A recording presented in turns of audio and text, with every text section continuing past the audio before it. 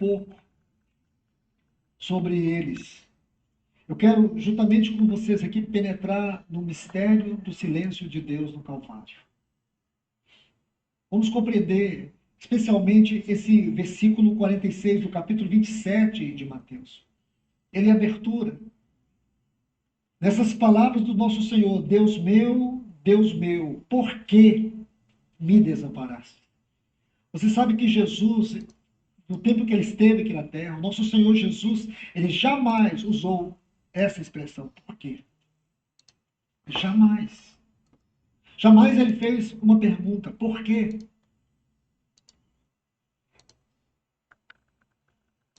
Se tinha algo que ele havia experimentado por toda a sua vida de ministério aqui na terra, foi abandonos. Ele foi abandonado pelos de Nazaré. Ele veio para os que eram seus e os seus não o receberam. Ele foi abandonado, ele foi traído pelos seus discípulos. Pedro negou. Se tinha algo que o Senhor tinha experimentado sempre e o perseguia, era abandonos, desprezos. Mas aqui na cruz, ele não suportou. E por quê, irmãos? Porque esse abandono da cruz foi tão grave para ele. Não era o simples abandono do Pai em si, como sendo um fim em si mesmo. Havia algo nesse abandono. Esse versículo 46, esse capítulo 27, talvez seja o destaque, a expressão mais profunda de tudo que ele falou na cruz, não desprezando nada, nada do que ele disse. Mas nesta expressão aqui, nestas palavras, nós encontramos aqui um grau de profundidade que nós vamos precisar da eternidade para continuar estudando. E talvez nunca chegaremos ao fim de tudo isso. O porquê do silêncio de Deus ao contemplar seu filho na cruz e o abandonar. Isso deve ser algo que precisamos entender, porque Deus abandonou seu filho naquela cruz. O irmão Campbell Morgan, ele faleceu no ano de 1945. Durante um período longo, ele reuniu um grupo de jovens, e entre esses jovens estava o irmão Theophilus Sparks. E ele gastou 52 semanas estudando com esses jovens alguns assuntos da Bíblia. E quando eles chegaram nesses versículos aqui, lendo cada um deles, e quando chegou no versículo 21 de 2 Coríntios, capítulo 5, ele disse: alguém pode me perguntar, eu não entendo o que esse texto está dizendo. Não consigo compreender. Então o irmão Campbell Morgan disse assim: nem eu. Quem sou eu para poder interpretar a totalidade, a profundidade, a grandeza desse texto? Diante desse texto, eu não tenho palavras.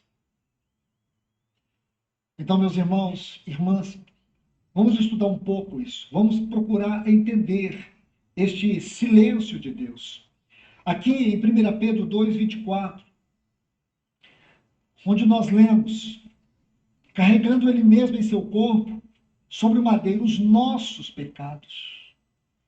E aqui, no último texto, 2 Coríntios 5:21, procurando uma versão que nos aproxime mais do texto original, está assim: em Cristo não havia pecado. Mas Deus colocou sobre Cristo a culpa dos nossos pecados, para que nós, em união com Ele, nos tornássemos justiça de Deus. Em Cristo não havia pecado. Mas Deus colocou os nossos pecados, as nossas culpas sobre Ele. E em união com Ele, nós nos tornamos justiça de Deus. Ele levou sobre o seu corpo. Veja, em união com Ele. Essa união é espiritual. Quem crê nisso e em nome dele fala com Deus, passa a ser filho de Deus. Ele carregou os culpados, as culpas nossas, mas nós temos que estar nele. Temos que crer em Deus nessa cruz. E o evento de hoje, de domingo de manhã, é para honrar a cruz. E esse vídeo que nós estamos assistindo, o mistério do silêncio de Deus no Calvário, ou seja, na cruz. Desse silêncio é quando ele não pôde estar em comunhão com o Pai. E ele não pôde estar em comunhão com o Pai porque ele estava carregando os nossos pecados. Se nós não se sensibilizamos para isso, nós não conseguimos ter a habitação do Espírito Santo. Por isso que todo domingo de manhã nós devemos honrar a cruz, a mesa do Senhor, a Santa Ceia, onde que ele dá a vida dele por nós e nós temos que dar a nossa vida por ele, estar nele. Que é assim que nós somos julgados e podemos vir a ter a presença de Deus.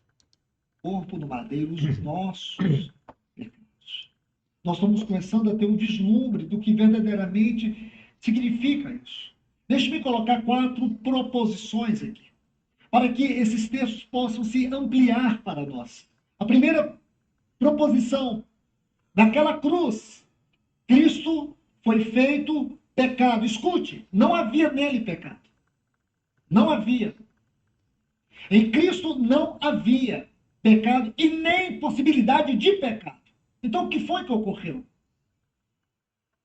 Deixe-me fazer uma pequena ilustração. Quando o povo de Israel carregava os utensílios do tabernáculo. Então, a arca era carregada de uma maneira muito especial junto com os utensílios do tabernáculo. Havia 4 cortinas que cobriam ela. Aquela do estofa branco, azul, púrpura e por cima uma textura de pele de texugo. Então era muito estranho para quem estava em cima do monte, vendo aquele povo passar com aqueles utensílios cobertos de pelos de texugo. Aquilo era muito estranho, porque quando as pessoas olhavam, diziam, que coisa mais horrível aqui. Só que ali embaixo havia a arca, coberta ali com o propiciatório, todo em ouro. A arca era toda de madeira de acácia, coberta de ouro.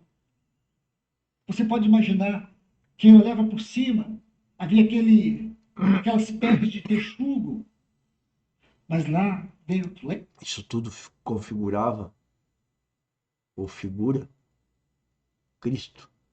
Tente entender aí.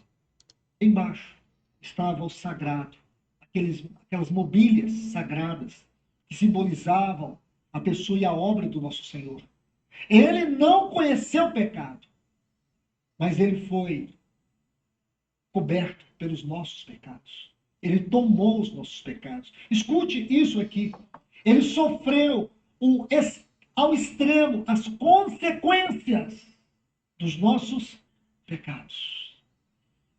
Todos nós aqui precisamos entender isso. Todos nós. Você nunca pode perder isso de vista. Porque se você perde isso de vista, você perdeu a vida cristã. O que sobra é uma religião sem sentido. Você não pode tirar isso de vista. Ele sofreu ao extremo as consequências do nosso pecado. Ele foi abandonado por Deus. Olha esse texto aqui.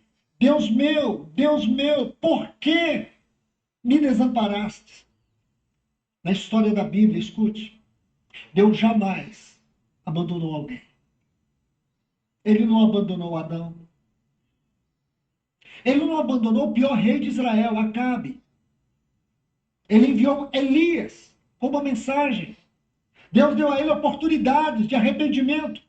Deus não abandonou Manassés. o mais terrível